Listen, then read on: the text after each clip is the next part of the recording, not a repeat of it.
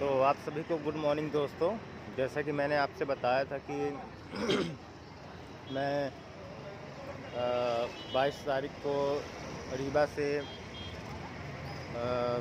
गुजरात नाडियाड के लिए निकलूँगा, रीवा राजकोट ट्रेन से, जो कि मेरी ट्रेन परसों की रात में 8:55 पर यानी 9 बजे, तो कल मुझे पहुंचाई है शाम को 4:30 बजे यहाँ नाडियाड जंक्शन, जो कि ये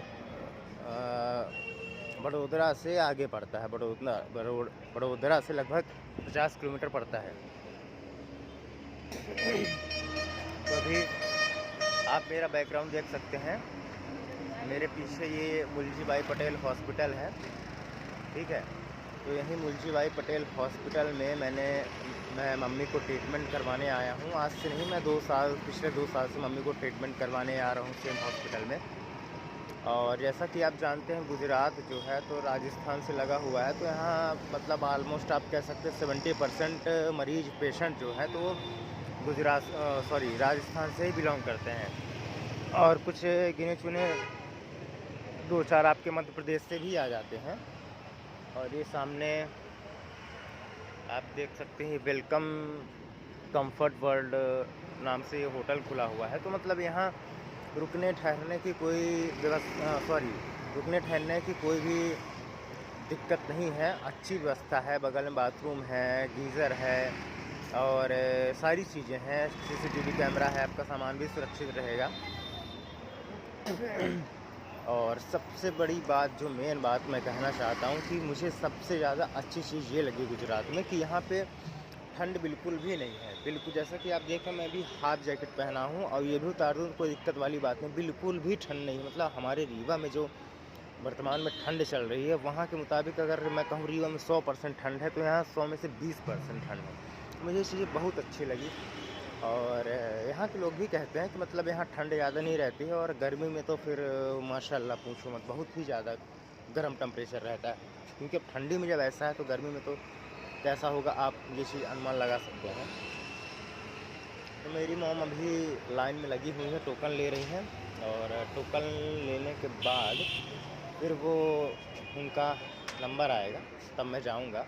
अभी मैं चाय पीने आया था, मैं फ्री भी था, तो मैं कहा कि तब तक मैं ब्लॉग शूट कर लेता हूँ। तो उसके बाद मैं जाऊँगा मम्मी के पास उनकी हेल्प कराने।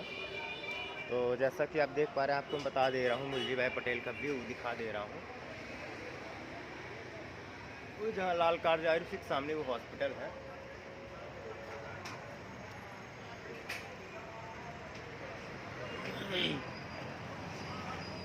और गुजरात का जो रजिस्ट्रेशन नंबर है नाडियाड का, ये सॉरी अभी MP का हूँ तो MP मुँह में रटा हुआ है।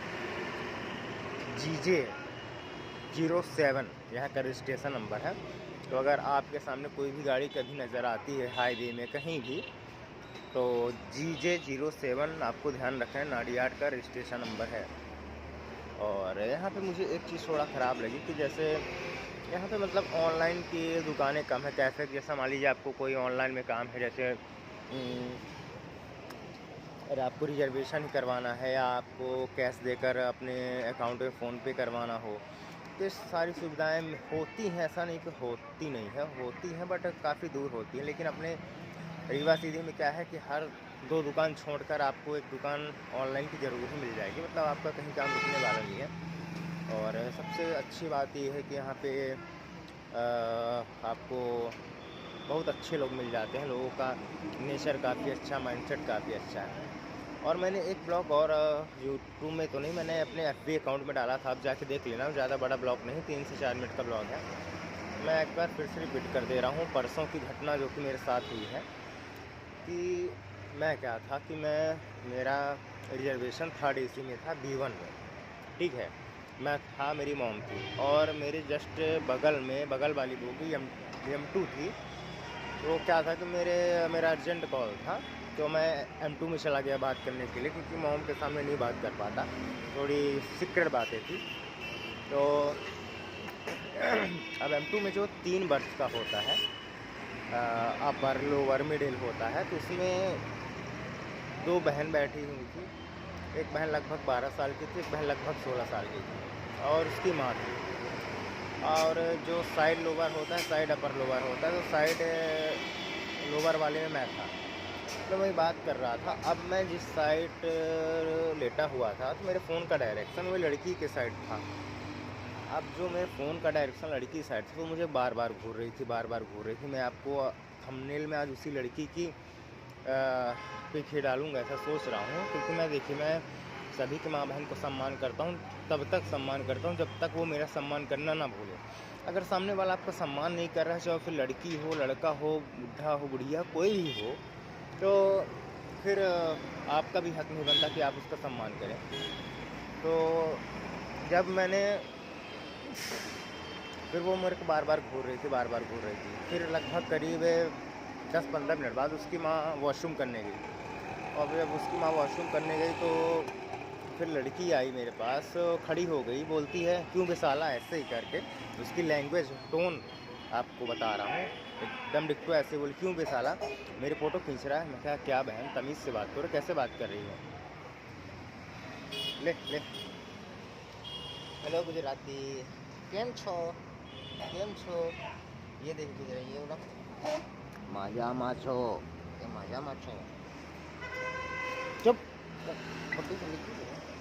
तो फिर वो खड़ी होकर बोलती है क्यों बे साला मेरे फ़ोटो क्यों खींच रहा है। मैं कहा बहन थोड़ी तमीज़ से बात कर, और लिए मेरे फ़ोन पकड़ तू, और अपनी एक भी फ़ोटो मेरे को अगर दिखा देना तो फिर मेरा फ़ोन सहित तो मुझे ट्रेन से बाहर फेंक देना।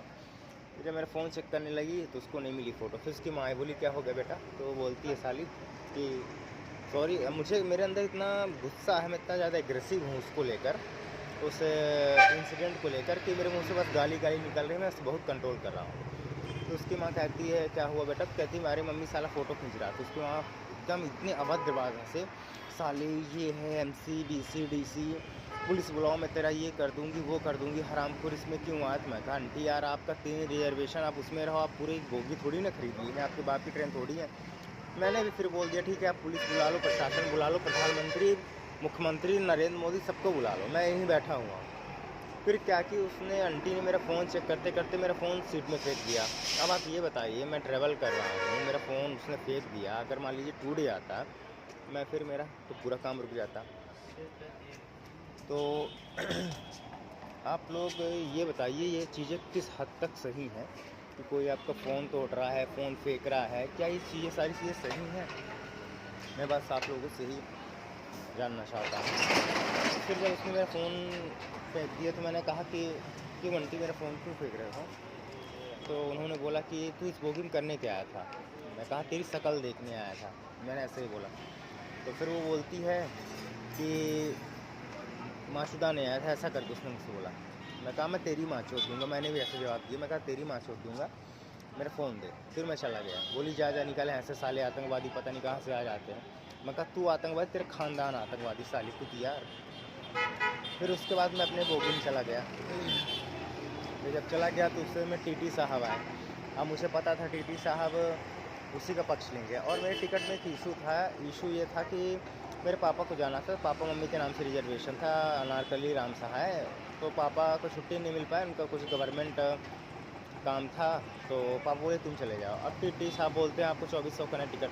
अरे मैंने ये बोला कि अरे प्रभु आप ये बताओ, क्या नाम थोड़ी चलता है तो पैसा चलता है। पैसा तो आपको रेलवे के लिए मैंने पेड कर दिया ऑलरेडी 3234 रुपये, मतलब 3234 रुपीज़ मैंने ऑलरेडी पे कर चुका है। अगर नाम चलता हो तो बताओ, मैं नाम एक और नाम ऐड करवा लेता हूँ, क्या गलत बोल रहा हूँ। अब TT बोलता तू वहाँ M2 में किस लड़की से बदतमीजी करने गया था। मैंने कहा कि मैंने सर कोई बदतमीजी नहीं की है, बदतमीजी तो वो लड़की मेरे साथ कर रही है। कहता ऐसा है तू मेरी ट्रेन से उतर गया। मैं कहा मेरी ट्रेन से, ये क्या बोल रहा है। कहता हाँ तू उतर जाए, तू जर्नल में चल जाए, ट्रेन से उतर जाए। मैं कहा क्यों उतरूँ, तेरी ट्रेन थोड़ी है, तू तो गवर्नमेंट एम्प्लॉय है, तो अपना काम कर, ये कौन सी बात है तू मेरी ट्रेन से उतर गया। मैं कहा मैं नहीं उतरने वाली, मैं आपसे रियलिटी बता रहा हूँ। मैं उस ख़ानदान से बिलोंग करता हूँ, मैं वो लड़का हूँ कि अगर मैंने गलत नहीं किया है, आप मेरे बारे में हिस्ट्री नहीं जानते, मैं अपना वो नहीं बता रहा कि मैं बहुत लॉरेंस बिश्नोई हूँ कि मान्या सुरभि हूँ। बस हाँ कि मैं जब 2 साल पहले पुलिस वाले को नहीं छोड़ा, उसने मुझे मार दिया था, तो मैंने उससे बदला अपना ले लिया था। तो मैंने माफ़ी मांगी थी कि ठीक है ऑन ड्यूटी पुलिस वाला अगर कुछ भी हो तो फिर वो लड़की किस क्षेत्र की मूली है? तो वो लड़की को मैं ज़रूर बहुत गंदा सबक सिखाता अगर मैं अपने रीवा में होता या सिटी में होता। वो जा ही नहीं पाती, ना ही ट्रेन जा पाती, मैं तुरंत चैन पुल कर देता। सच रियलिटी बता रहा हूँ। तो वो मतलब कुल मिला के मेरा शकल जज कर रही थी, शकल कि मैं शकल से कैसा दिख रहा हूँ, तो मैंने ही ऐसा किया हो।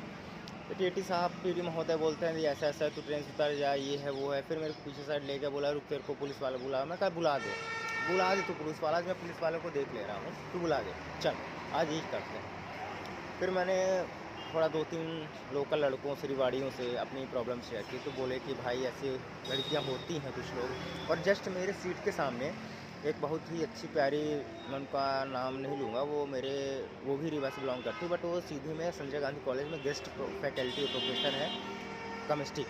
तो उन्होंने मुझे समझा कि बेटा क्या करोगे, बहुत लोग ऐसे होते हैं। अब वो बताओ, मेरे सामने वो जस्ट लेडीज़, 2 लेडीज़ थी, क्या मैं उनको गलत ना लेडीज़ देखूँगा? आप ही बताओ। अगर मैं ऐसा होता, उन्होंने जाते जाते मुझसे काफ़ी अच्छी दोस्ती की, उनके बच्चों ने भी काफ़ी अच्छी दोस्ती की। कल का लास्ट वाला ब्लॉग उनके बेटे के साथ ही मैंने बनाया, कबीर अजमल अली उनके बेटे का नाम है। तो मैम में जाते हैं तो मेरा नंबर भी लिया। तो आप ये बताइए, अगर मेरा ठीक है शक्ल तो ख़राब है, अगर मेरा नेचर भी ख़राब होता, तो क्या वो मैम जो है, तो क्या वो मुझे अपना नंबर शेयर करती है? आप ही बताओ। तो यही सारी चीज़ें हैं। तो मैं तब कुल मिला के मैं ये कहना चाहता हूँ, क्या ये लड़का होना, मैंने उस ब्लॉग में भी बोला था, क्या लड़का होना गलत है? कि अगर मैं लड़का हूँ तो ये बताओ, अगर आपके सामने कोई लड़की है तो नज़र है भाई, कहीं भी ऐसे ऐसे कहीं भी किधर भी चली जाती है, इसका मतलब ये थोड़ी ना कि आप किसी उसको गलत नज़रिए से देख रहे हो। तो मैं यही कहना चाहता हूँ कि लड़कियों अपनी सोच बदलो और लड़कों को टॉर्चर करना बंद कर दो, नहीं तो कल को ऐसा ज़माना आएगा कि आपकी कोई नहीं सुनने वाला है। फिर वही जो दिल्ली में कांड हुआ था, फिर वही कांड होगा, ठीक है? इसी वजह से रेप होते हैं, सबसे ज़्यादा रेप होते हैं लड़कियों के। अब पहनावे को मैं लेकर जज नहीं करूँगा, सबका अपना अपना चॉइस है, लेकिन हाँ बिहेवियर के लिए मैं ज़रूर बोलूँगा, प्लीज़ प्लीज़ हाथ जोड़ के पाँव छू के रिक्वेस्ट करता हूँ, अपना बिहेवियर आप चेंज कर लीजिए। कोई भी अगर लड़का है, यंग लड़का है, तो बिल्कुल भी ज़रूरी नहीं है कि वो आपको गलत नज़रिए से देख रहा है। तो चलिए ठीक है दोस्तों, मेरे साथ जो हुआ मैंने शेयर किया। फिर मिलते हैं कल के नेक्स्ट वीडियो में, तब तक के लिए जय हिंद, जय भारत, जय भीम, जय संविधान।